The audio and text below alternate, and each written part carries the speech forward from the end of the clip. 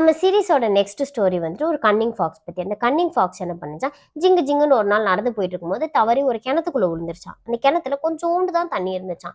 அதுவும் நம்பி நம்பி வெளியே வரணும்னு ட்ரை பண்ணிச்சான், முடியவே இல்லை, டயர்ட் ஆயிட்டு கடைசியில விட்டுட்டு உட்காந்துருச்சாமா.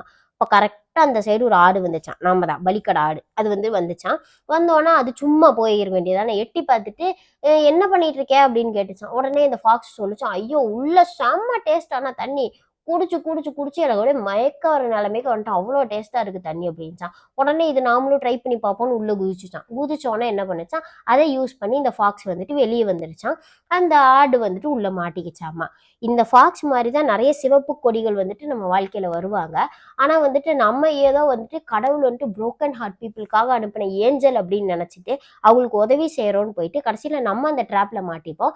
அவங்க வந்துட்டு நம்மளை யூஸ் பண்ணிட்டு ஜாலியா வெளியே வந்துருவாங்க. கடைசியில் நம்ம ட்ராமடைஸ்டா இருப்போம். அதனால சிவப்பு கொடிகள் ஏதாவது பார்த்தோம் அப்படின்னா கொஞ்சம் அவாய்ட் பண்ணிட்டு நம்ம வேலையை பார்த்துட்டு நம்ம வாழ்க்கையை பார்த்துட்டு அமைதியா போயிடலாம். நன்றி. அன்புடன் ஜூ.